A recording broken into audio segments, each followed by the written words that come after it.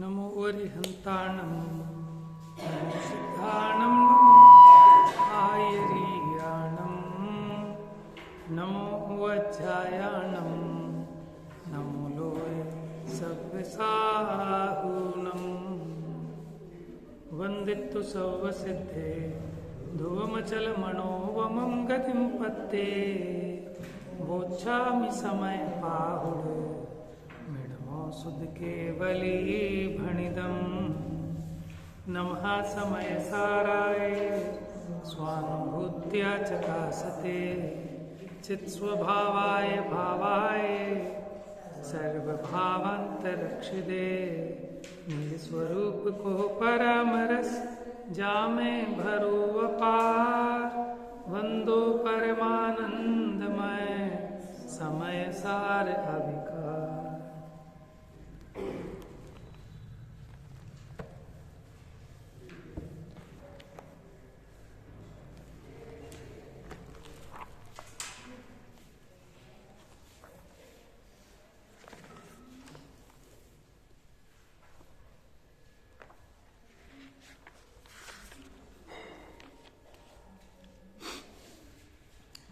Page number 594।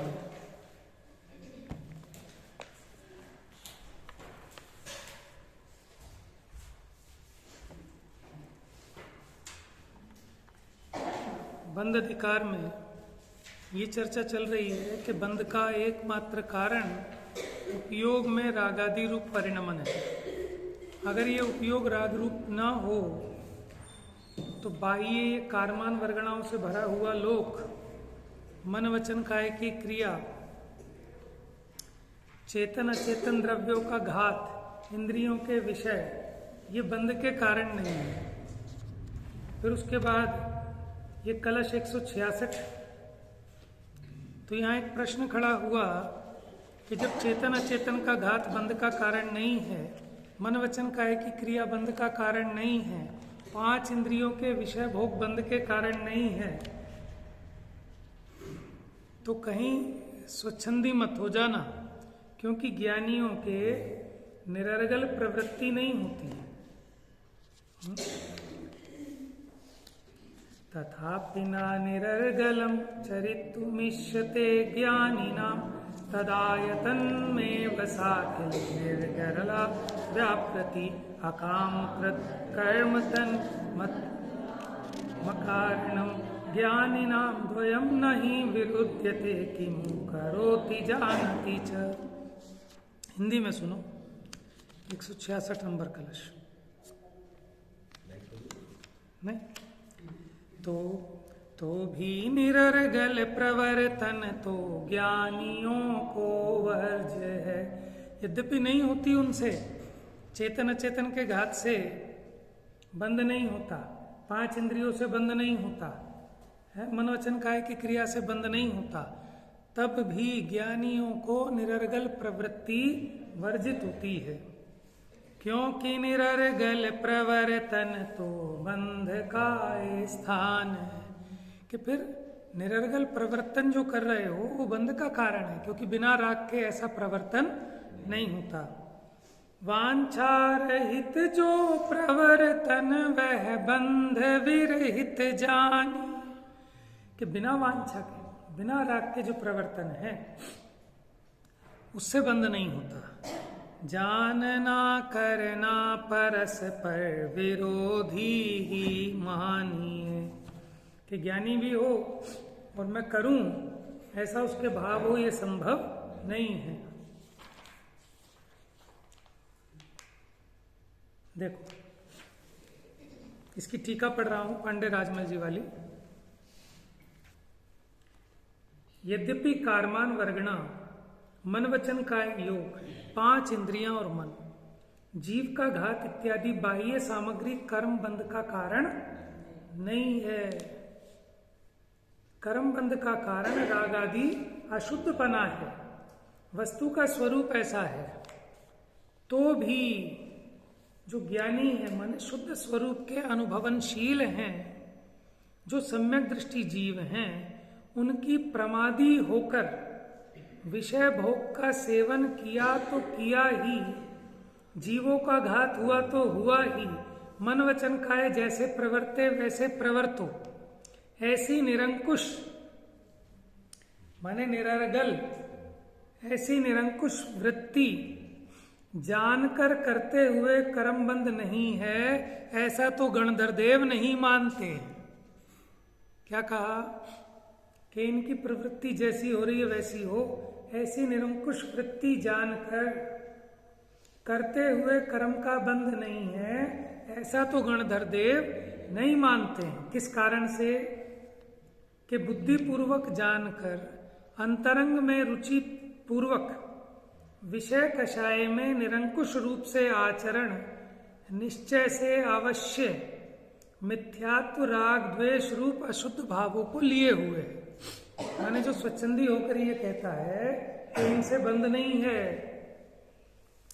कि तेरे को इससे बंद है। क्यों? क्योंकि तेरे ये प्रवर्तन मिथ्यात्व राग आदि अशुद्ध भावों को लिए हुए हैं, इससे कर्म बंध का कारण है।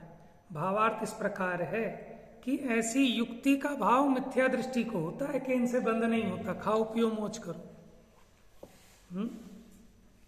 ये जो मिथ्या युक्ति है, अरे ज्ञानी के तो वो जानता है बंद का कारण नहीं है, लेकिन फिर भी उसका प्रायश्चित करता है, उसे अपना अपराध मानता है कि मेरे को ये भाव कैसे हो गया, मेरे से लापरवाही कैसे हो गई। वो ये नहीं कहता कि इससे मेरे को बंद नहीं होता।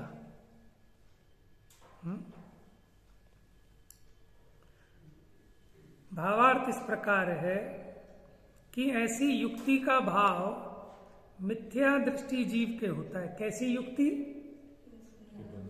कि इन चेतन अचेतन का घात करो, इससे बंद नहीं होता।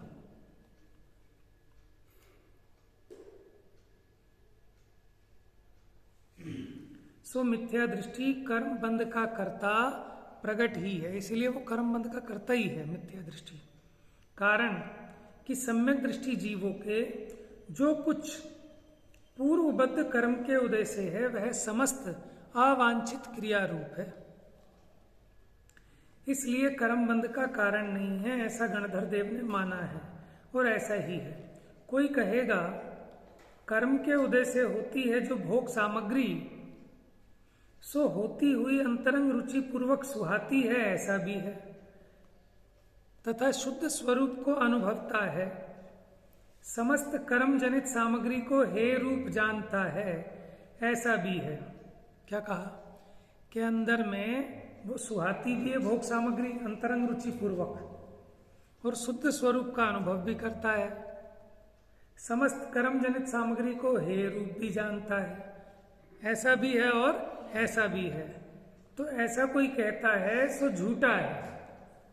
अंतरंग रुचि पूर्वक कहाँ उसको सुहाते हैं विषय भोग, उसको तो लगता है कि जैसे नाग काले हैं। ज्ञाता भी और वांछक भी, माने वो ज्ञाता भी हो और उसका वांछक भी हो, ऐसी दो क्रिया विरुद्ध नहीं क्या, माने सर्वथा विरुद्ध है। तो अब अगला कलश देखो। जानाति यः सन करोति करोति यस्तु, जानात्ययं न खलु तत्किल कर्म रागः, रागं त्वबोधमय मध्यवसाय माहुर्, मिथ्यादृश सनियतं सच बंध हेतु। जो ज्ञानी जन है जानते वे कभी भी करते नहीं, करना तो है बस राग ही, जो करें वे जाने नहीं, अज्ञान में यह राग तो है भाव अध्यवसान नहीं, बंध कारण कहे ये अज्ञानियों के भाव ही। देखिए पुस्तक में जो जानता है सो करता नहीं है, माने वो ये कहे कि मैं तो ज्ञाता हूं, लड्डू वड्डू हो तो ले आओ, कि क्या करना है, कि ज्ञान करना है, मैं तो ज्ञाता ही हूं। समझ में आया? ज्ञाता भी हो और वांछा भी हो, ये तो विरुद्ध है। और जो करता है सो जानता नहीं है, माने वो ज्ञाता नहीं है सच में, वो तो करता ही अज्ञानी है। करना तो वास्तव में कर्म का राग है, कि ये जो करना है, करना माने वो कर्म का राग, वो क्रिया के प्रति का राग कि मैं करूं ऐसा। और राग को मुनियों ने अज्ञानमय अध्यवसाय कहा है, अज्ञानमय भाव कहा है, अज्ञानमय प्रयत्न कहा है, जो कि वह नियम से मिथ्या दृष्टि के होता है। क्या? कि अज्ञानमय भाव, और वह बंध का कारण है। जो पांडे राजमल जी क्या लिखते हैं, जो कोई शुद्ध स्वरूप को अनुभवता है वह सम्यक दृष्टि जीव कर्म की उदय सामग्री में अभिलाषा नहीं करता। बात श्रद्धा की चल रही है। और जो कोई मिथ्या दृष्टि जीव कर्म की विचित्र सामग्री को आप जानकर अभिलाषा करता है, माने श्रद्धा में उसे उपादेय लगती है, वह मिथ्या दृष्टि जीव शुद्ध स्वरूप जीव को नहीं जानता। क्योंकि शुद्ध स्वरूप जीव को जाने तो ये जाने कि मैं तो ज्ञाता मात्र हूं। भावार्थ, मिथ्या दृष्टि जीव को जीव के स्वरूप का जानपना घटित नहीं होता। ऐसा वस्तु का निश्चय है। ऐसा कहा, जो मिथ्या दृष्टि करता है वहां करना मतलब क्या? कर्म के उदय सामग्री का करना वास्तव में कर्म सामग्री में अभिलाषा रूप चिकना परिणाम, माने कर्म का करना माने जो कर्म के उदय में सामग्री मिली है उसमें जो इसकी आसक्ति है, जो राग है। कोई मानेगा कि कर्म सामग्री में अभिलाषा हुई तो क्या और ना हुई तो क्या। समझ में आया कि वो तो अभिलाषा तो मेरे से भिन्न है, राग तो मेरे से जुदा है, मैं तो शुद्ध स्वरूप हूं, राग हुआ तो हुआ। तो क्या कहता है कि कर्म सामग्री में अभिलाषा हुई तो क्या और ना हुई तो क्या। सो ऐसा तो नहीं है। अभिलाषा मात्र पूरा मिथ्यात्व परिणाम है। ये तो पांडे राजमल जी कह रहे हैं, जो 2 कदम और आगे जाके बात कहते हैं।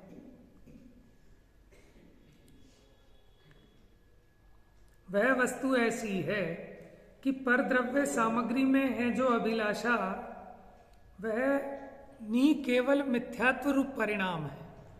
क्योंकि ज्ञानी को परद्रव्य में अभिलाषा नहीं होती। देखो बात ध्यान रखना, ये श्रद्धा की अपेक्षा बात चल रही है। परद्रव्य सामग्री में है जो अभिलाषा, वह नी केवल मिथ्यात्व रूप परिणाम है, ऐसा गणधर देव ने कहा है। कर्म की सामग्री में राग अवश्य कर मिथ्या दृष्टि जीव के होता है। कौन से राग की बात है? मिथ्यात्व वाले राग की बात है। सम्यक दृष्टि जीव के निश्चय से ऐसा राग नहीं होता। वह राग परिणाम कर्म बंध का कारण है। इसलिए भावार्थ ऐसा है कि मिथ्या दृष्टि जीव कर्म बंध करता है और सम्यक दृष्टि जीव कर्म बंध नहीं करता।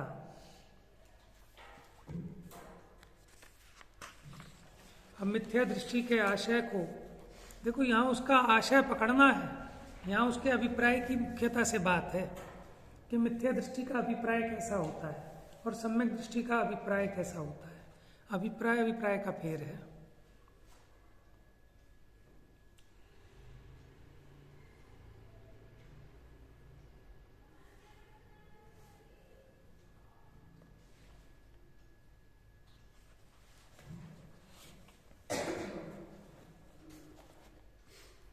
पेज नंबर 517, 97 है 97 है।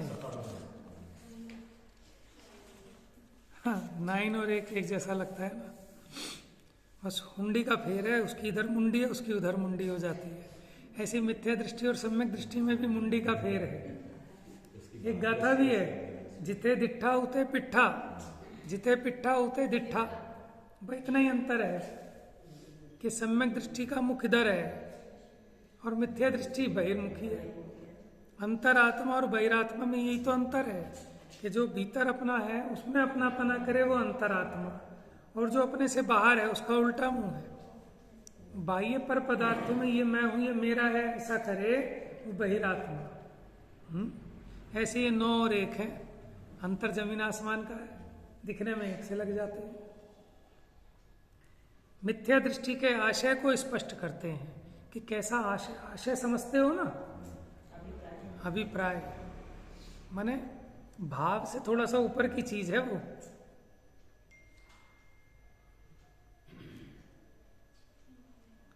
जो मन्नदि हिंसामीय हिंसे जामीय परे हि सत्ते हिम सो मूढ़ो अन्नाणी नाणी एत्तो दुविपरीदो। जो मानता मैं मारूं और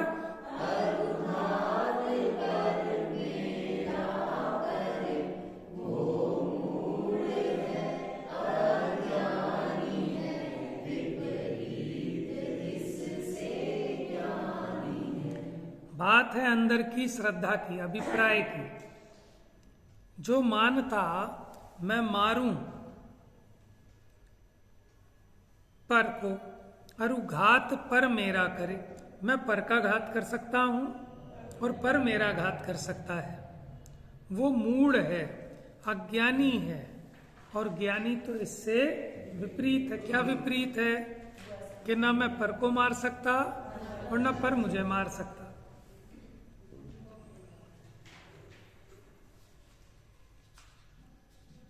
मैंने एग्जाम्पल दे रहे, मिथ्या दृष्टि का आशय आपको पकड़ में आए उसके लिए एग्जाम्पल है ना। वो मिथ्यात्व के कारण इस प्रकार की बहुत सारी उसके अंदर विपरीतताएं रहती हैं। देखो, अपने जीवन में किसी एक चींटी का घात ना करे, घात करने का परिणाम भी नहीं है। पूरी ईर्ष्या समिति का पालन करे आजीवन, ठीक है, लेकिन अब परिणाम ये है कि मैंने जीवों को बचाया है। परिणाम माने अभिप्राय की बात कह रहा हूं। जिसको ऐसा लगता है कि मैंने बचाया है, उसको ये लगता है कि मैं मार भी सकता था।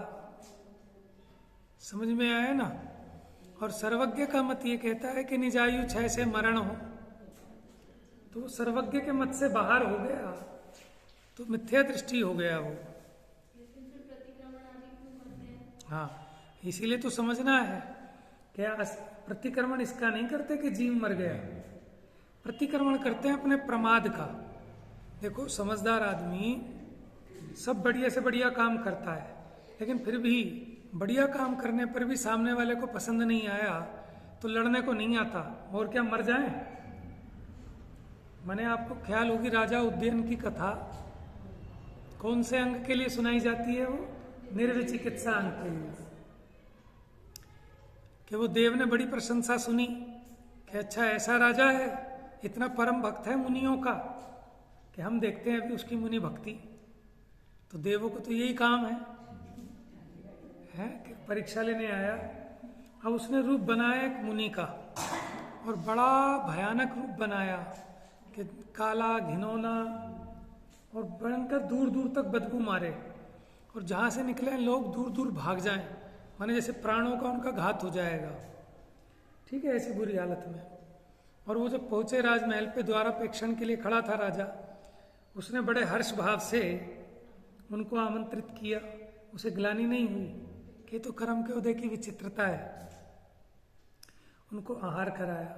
अब आहार कराया, जितना आहार था वो खत्म हो गया, सारा का सारा। ठीक है, पूरा जितना घर का था सब खत्म। फिर भी उनके परिणाम दूषित नहीं हुए कि हम कैसे अभागे हैं, कि मुनिराज की क्षुधा शांत नहीं हो पा रही हमारे आहार देने से। और फिर खूब खाया पिया, और फिर जब वो नमस्कार करने के लिए झुके राजा और रानी, उन पे सारी उल्टी कर दी। और उल्टी होने के बाद भी उन पे गुस्सा नहीं आया, अपनी निंदा गरहा करने लगे राजा रानी कि अरे हमने कैसा गलत भोजन दे दिया, क्या कर दिया, हमारा प्रमाद है। फिर उन्हें साफ किया सारा। ठीक है, मुनिराज को भी, उन्हें वहाँ जो भी था। तो मेरे कहने का मतलब ये है कि उन्होंने पूरी सावधानी पूर्वक दिया। ठीक है, उन्हें दिख भी रहा है कि हमारी गलती कोई नहीं, बुद्धिपूर्वक पूरी सावधानी से किया, उसके बाद भी देखो कितनी विनम्रता, कितना विनय का भाव, उसके बाद भी अपना प्रायश्चित कर रहे हैं, है ना, अपना प्रतिक्रमण कर रहे हैं। माने ये कसाय की सरलता समझ लो आप। और कसाय की तीव्रता हो तो आदमी एक तो चोरी, ऊपर से सीना चोरी, और कसाय की इतनी मंदता हो तो पता है कि मेरा अपराध नहीं है, फिर भी उसे अपने प्रति ग्लानि होती है, मैं निमित्त तो पड़ा ना, भले ही मैंने भोजन बिल्कुल ऐसा दिया था हल्का फुल्का कि कोई परेशानी ना हो, लेकिन फिर भी मेरे निमित्त से इनकी तबीयत खराब हो गई, तो स्वयं का दोष देखता है। तो उसी प्रकार ज्ञानी, ठीक है ना, अपना माने उसका भावना नहीं थी, ये भी जानता है कि कोई किसी का घात नहीं कर सकता, लेकिन फिर भी मैं निमित्त बना, मेरे निमित्त से उसका घात हुआ, तो सहज में उतनी करुणा का भाव भी है। और कहीं ना कहीं कि अभी ये जो राग की भूमिका है, इसीलिए तो खेद हो रहा है ना, तो एक्चुअल में तो अपने उस खेद को मिटाने के लिए प्रायश्चित करते हैं, क्योंकि अभी उस भूमिका में उतना राग है कि उन्हें दुख हो रहा है कि जीव का घात हो गया। ये भी जानते हैं कि मेरे कारण नहीं हुआ, हुआ उसके ही कर्मोदय से, लेकिन मेरे को अभी ऐसा अनुकंपा का भाव है, मैं अपने स्वरूप में पूरी तरह स्थिर नहीं हूं, इस बात का प्रतिक्रमण है। अरे तो कोई भी विक्रिया कर सकते हैं, हाँ,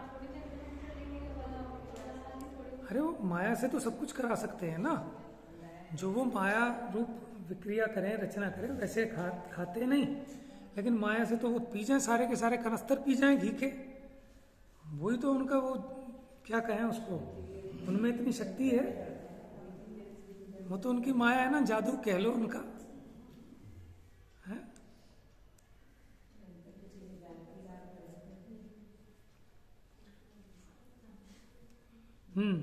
तो प्रश्न ये था कि मुनिराज तो जानते हैं कि जीव अपने आयु से मरण को प्राप्त होता है, तो फिर प्रतिक्रमण क्यों करते हैं।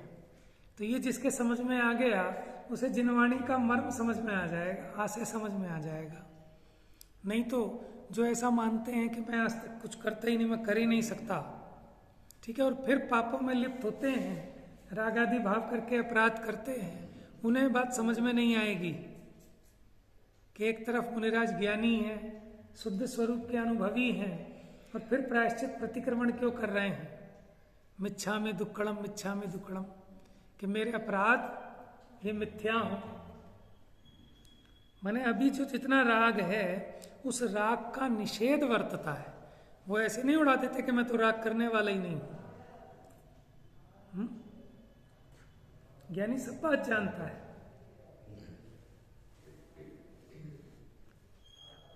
माने भली प्रकार जानते हो कि मेरा जो बिजनेस चला मेरी पुण्य कर्म के उदय से चला, मेरी मेहनत से चला, लेकिन फिर भी जिस आदमी ने आपको थोड़ी सी भी डायरेक्शन दी थी, थोड़ा सा भी सजेशन दिया था, आपको उसका कितनी महिमा आती है। आप ही सोचते हो इसके लिए क्या कर दें, यद्यपि आप जानते हो इसने कुछ नहीं किया, किया सब कुछ हमने ही है ना। तो इसलिए ये समझने की बात है कि अंतरंग में बराबर जानता है कि वस्तु का परिणमन की व्यवस्था क्या है, लेकिन अभी जितना राग शेष है उसमें इस प्रकार का भाव आए बिना नहीं रहता, और अपने उस राग भाव का प्रतिक्रमण और प्रायश्चित करते हैं। वो अपना अपराध है। जीव मरा वो अपना अपराध नहीं है, लेकिन जीव के मरने पे दुख तो होता है ना। और वो दुख भी क्यों हो रहा है, क्योंकि अभी इतना राग है। तो अपराध मेरा है कि मैं अपने स्वरूप में लीन नहीं रहा, है ना, स्वरूप से बाहर आया, ये प्रवृत्ति हुई, उसमें ऐसे जीव का घात का निमित्त बना, और मुझे जो दुख हुआ वो अपने दुख को मिटाने के लिए प्रतिक्रमण है। जिनके शरीर में ये रिद्धियां वगैरह हो जाती हैं कि उनसे जीवों का घात नहीं होता, तो वो नहीं करते गमन आदि करते। देखो वो किस चीज का प्रतिक्रमण करते हैं।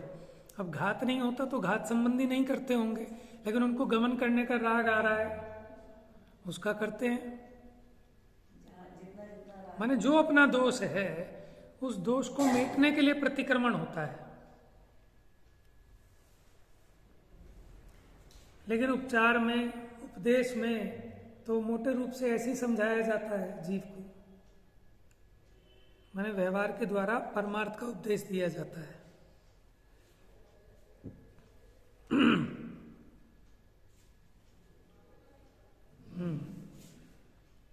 जो यह मानता है कि मैं परजीवों को मारता हूं और परजीव मुझे मारते हैं, वह मूढ़ है।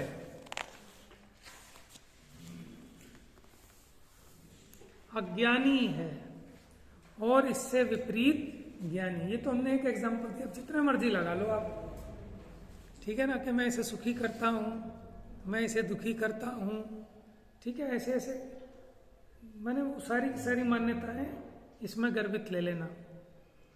मैं परजीवों को मारता हूं और परजीव मुझे मारते हैं।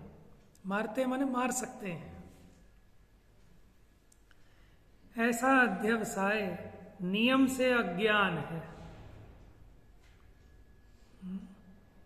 माने ये मान्यता रहती है ना, यद्यपि उसको जीवों को बचाने का राग भी आता है, स्वयं को भी बचाने का राग आता है, जबकि जानता है कि कोई किसी को मार नहीं सकता, लेकिन आए बिना नहीं रहता। तो लेकिन ये मान्यता बनी रहने से वो राग में इतनी तीव्रता नहीं होती कि वो सम्यक से च्युत हो जाए। राग तो होता है, लेकिन अंदर में ये जो सम्यक ज्ञान बना हुआ है, इसी के कारण वो राग में उतनी तीव्रता नहीं आती कि सम्यक से भ्रष्ट हो जाए।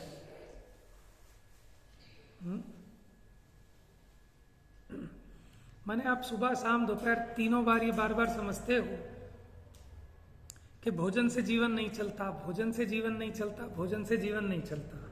बार बार आप विचार करते हो तीनों टाइम सामायिक में बैठ के, तो भी आपको भोजन का राग तो आता है, लेकिन फिर ऐसा तीव्र राग नहीं आएगा कि उसके पीछे कितने जीवों का घात हो, मैं तो ये खाऊंगा, अभक्ष भक्षण भी करूं, ऐसा तीव्र राग नहीं आएगा उसको। समझ में आया ना? और जितना अभी भक्ष का भी राग आ रहा है, वो भी डे बाय डे वो घटता जाएगा, हीन होता जाएगा, और एक दिन वो उस दोष का अभाव कर लेगा। मुनिराज तो शुद्ध आहार करने जाते हैं, आके फिर प्रतिक्रमण करते हैं कि राग भी क्यों आ रहा है।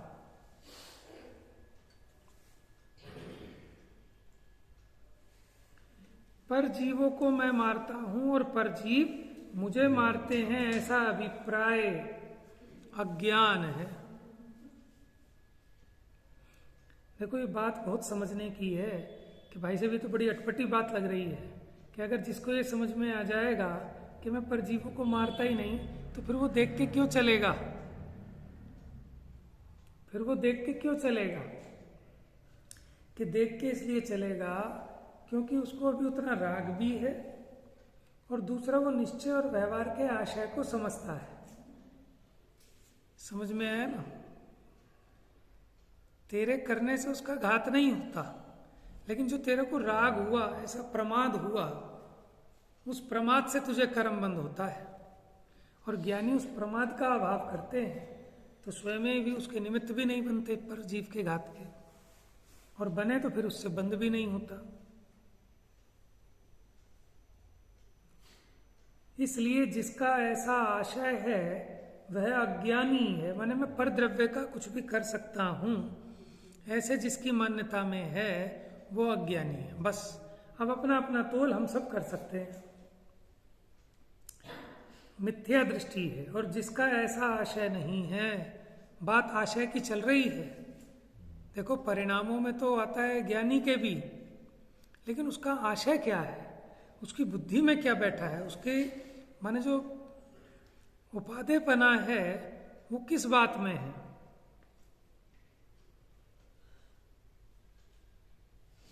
निश्चय ऐसे कर्ता का स्वरूप यह है। कर्ता किसे कहते हैं? स्वयं स्वाधीनतया जिस भाव रूप परिणमित हो, उस भाव का स्वयं कर्ता कहलाता है। देखो जीव को मारा तो जीव को मारने रूप ही परिणमित नहीं हुआ, इसने अपने में जो मारने का भाव किया ना, अपने उस भाव रूप से परिणमित हुआ, तो अपने उस भाव का करता है। इसलिए परमार्थता कोई किसी का मरण नहीं करता। माने अगर ये मरण करे तो तब कर सके जब ये आयु कर्म रूप परिणमित हो जाए। जो पर से पर का मरण मानता है वह अज्ञानी है। निमित्त नैमित्तिक भाव से कर्ता कहना सुव्यवहार न्याय का कथन है। उसे यथार्थतया अपेक्षा को समझकर मानना वो सम्यक ज्ञान है। बात समझ में आई? दोनों बातों का बैलेंस है। बैलेंस माने क्या? ज्ञानी के दोनों अपने सम्यक ज्ञान में सही स्पष्टता होती है दोनों बातों की। तो इसलिए भी जितना राग है उतना उसके व्यवहार पाया जाता है। ठीक है ना? जैसा राग मिटता जाएगा तो व्यवहार भी मिट जाएगा उसको। देखो, जिसने गमन ही नहीं करना तो उसको देख के चलने की ईर्ष्या समिति की जरूरत ही नहीं है। लेकिन अगर गमन करने का राग आ रहा है तो राग तो आ रहा है, लेकिन ऐसा तीव्र राग नहीं आ रहा कि जो कोई आए पैर के नीचे कुचलते हुए चले जाएं। तो मंद राग में ऐसी परिणति हो रही है, लेकिन उससे ये नहीं मान लेते कि मैंने इस जीव को बचा लिया। ठीक है ना? मंद कसाय वाले को आता है, गड्ढे में गिर जाएगा, इसको बता दो भैया जरा देख के चल। लेकिन उसके पीछे ऐसा नहीं मानता, उसका अहम नहीं करता कि आज तक मर गया था अगर मैं नहीं बचाता तो। उसको पूरा भेद विज्ञान है कि कोई किसी को बचा नहीं सकता, लेकिन अपनी राग की भूमिका है तो उस भूमिका में ऐसा वर्तन पाया जाता है। जैसे नाचार्य की टीका देखो। अब वीतराग स्वभाव को छोड़कर हिंसक, हिंस माने कि जिसका घात किया जाए, और हिंसक माने जो घात करे। हिंसक भाव से परिणमन करना अज्ञानी जीव का लक्षण है कि मैं घात करता हूं या मेरा घात होता है पर से। उसके विपरीत सम्यक ज्ञानी जीव का लक्षण है। ऐसा कहते हैं जो ये मानता है कि मैं जीवों को मारता हूं। देखो, सिंपल सी बात है, वो ये तो नहीं मानता कि मैं मारता हूं, लेकिन बचाता हूं। तो जिसने बचाता हूं ऐसा माना कि अगर तू नहीं बचाता तो फिर ये मर जाते। माने जिसने ऐसा माना कि मैं बचाता हूं वो ये भी मान रहा है कि मैं मार भी सकता हूं। दूसरे जीवों के द्वारा मैं मारा जाता हूं। देखो, ये बात समझ में आ जाए ना, सारा कलेश मिट जाए। अभी जीव को यही लगता है कि भैया इनने मुझे परेशान कर दिया, मैं भी इसे परेशान करूंगा। और जब इसको समझ में आ जाए कोई किसी को परेशान नहीं कर सकता, कोई किसी को हैरान नहीं कर सकता, कोई किसी का भला, तो इसकी वो जो भिखारी बना है वो मिट जाए, और जो अकड़ है वो भी मिट जाए। ना हीनता रहे ना अभिमान रहे। अभी क्या है कि मिनट में तो फूल जाता है और मिनट में मुरझा जाता है। अनुकूलता में चौड़ा होने लगता है और प्रतिकूलताओं में बिल्कुल दीनहीन हो जाता है। आप ये बताओ, डॉक्टर के पास जाके आपको लगता है कि नहीं लगता है कि भैया इसके हाथ में है सब कुछ? भगवान दिखता है लोगों को। कोई ऐसी बीमारी हो जाए भयंकर तो डॉक्टर को ऐसे बताता है कि जैसे मानो परमात्मा हो, ये सब कर देगा, सुधार देगा। ऐसे तो भगवान से भी नहीं कहता कोई आके जैसा डॉक्टर से कहता है। डॉक्टर साहब बहुत दर्द हो रहा है, बस बचा लो आप, कैसे भी करके कुछ आप ही बचा सकते हो बस। वहां तो सच में कहता है डॉक्टर को, भगवान को झूठ में कहता है कि भगवान तुम ही तारन हारे हो, तुम ही पालन हारे हो। वहां ऐसा भाव थोड़ी आता है इसको जैसा डॉक्टर के सामने आता है ना। तो इलाज भी उसका होता है कि जो रोगी बने पहले, ये अपने को रोगी मान का रहा है, वो कहता है मैं तो अनादि से रोगी हूं, उपचार कराने आया हूं। यहाँ इसको लगता नहीं, इसलिए इलाज भी नहीं होता। और डॉक्टर के पास जाके लगता है इसको कि साहब मैं तो बहुत परेशान हूँ, पिछले 10 साल से मुझे दिक्कत है और अब बहुत इलाज कर लिया, अब आप ही शरण है। ठीक है, तो ऐसे इसको अगर ये भगवान शरण दिखे हैं तब समझना है कि कुछ इसका ग्रहित मिथ्यात्व छूटा है।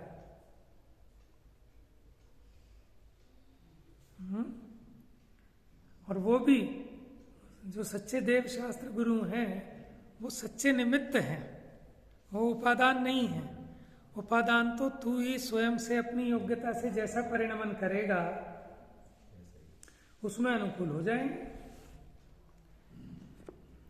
तो जो ये मानता है कि मैं जीवों को मारता हूं, दूसरे जीवों के द्वारा मैं मारा जाता हूं, ऐसा जिसका परिणाम है वह निश्चित अज्ञान है।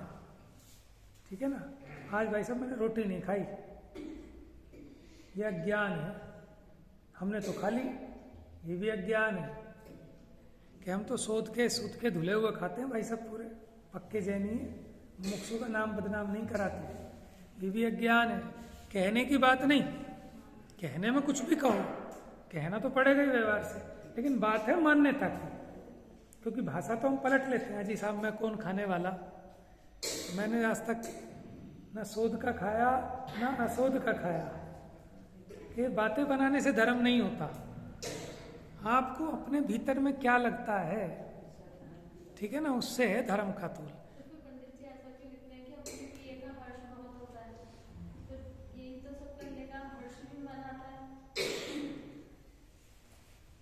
किस प्रकरण में लिखी है वो कथा? सम्यक तो सन्मुख सम्यक दृष्टि में लिखी है। तो सम्यक तो सन्मुख सम्यक दृष्टि मिथ्या दृष्टि, सम्यक तो के सन्मुख जो मिथ्या दृष्टि है उसे अपने किए का, वहां अपने किए में क्या कह रहे हैं कि माने वो जो आपा पर का भेद विज्ञान करता है उससे उसको लाभ होता है। अदरवाइज और नीचे की भूमिका में भी ले लो कि ये जीव अशुभोपयोग से बचना चाहता है, क्योंकि वहां तीव्र राग है, तीव्र आकुलता है। ठीक है ना। तो तीव्र आकुलता से बचा तो उसका हर्ष भी है, लेकिन उसमें उपादेपना नहीं है। जैसे 10,000 रुपए का चालान कटता था और 1,000 में निपटा दिया, तो खुश होते हैं कि नहीं होते हैं? और घर आके खुश होके कहते हैं आज तो मैंने 9,000 रुपए बचा लिए। ठीक है। तो 9,000 बचने का तो खुशी है, लेकिन वो जो 1,000 का नुकसान गया है उसकी खुशी नहीं है, उसका तो खेद ही है। तो देखो किसी का जबकि खेद भी है और हर्ष भी है। जितना तीव्र राग से बचा, माने ज्ञानी भी विधान करके, पूजन करके, स्वाध्याय करके हर्षित होता है। क्यों हर्षित होता है?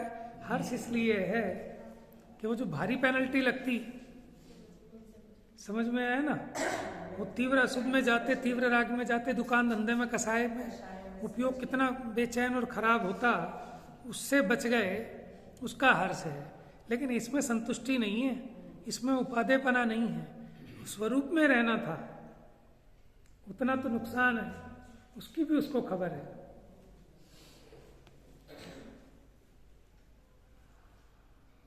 तो इसलिए सम्यक ज्ञान ही एक शरण है। देखो कहते हैं ना, जिसकी समझ ही उल्टी है भैया कोई क्या कर ले, उसका कितना ही भला कर लो, भला करते हैं सोचते हैं इसको कुछ लालच होगा मेरे से। समझ में आया? किसी को 2 पैसे दे दो, मुझे नीचा दिखा रहा है, हमें क्या भिखारी समझा है? तो आदमी थक हार के कहता है भैया जिसकी समझ ही उल्टी है उसे तो कौन सुखी करे।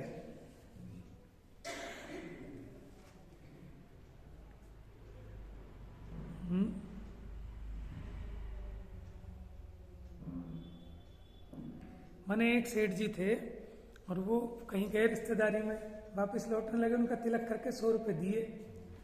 तो सेठ जी क्या कहते हैं, मैं क्या भिखारी हूँ, मेरी बेइज्जती कर रहे हो, मैं क्या पैसे मांगने आया था? ठीक है, अगली बार आए, अगली बार उन्हें कुछ नहीं दिया। क्या बताओ कितनी भारी बेइज्जती कर रखी है मेरी, कोई जरा भी कोई मतलब व्यवहार नहीं, कुछ नहीं।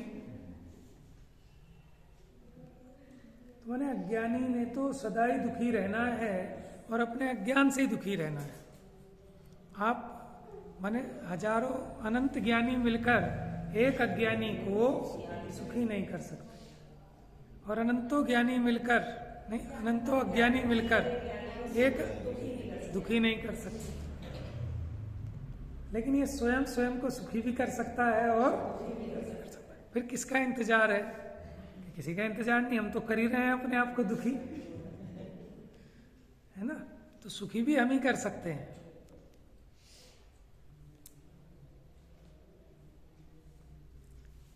तो ऐसा जिसका परिणाम है वह निश्चित अज्ञान है। माने सारा संसार का ही अभाव हो जाए, जीव अगर इतना सोच ले भीतर में कि कुछ भी नहीं कर रहा तू, वो मान रहा है, वही बंध का कारण है। वह परिणाम जिसके हैं वह अज्ञानी है। इससे विपरीत जो जीवन मरण, लाभ अलाभ, सुख दुख, शत्रु मित्र, निंदा प्रशंसा आदि विकल्प के विषय में राग द्वेष रहित शुद्धात्म भावना से उत्पन्न परमानंद सुख के स्वाद रूप अथवा भेद विज्ञान में जो लीन है वह ज्ञानी है। उसको समता भाव रहेगा, क्योंकि ना तो शत्रु मेरा बुरा कर सकता, ना मित्र मेरा भला कर सकता, किसी में राग द्वेष उत्पन्न नहीं होगा। माने मिथ्यात्व जड़ है, मिथ्यात्व मिटे बिना कसाय मिट नहीं सकती। तो जिन्हें कसाय मिटना हो वो पहले मिथ्यात्व को छोड़े।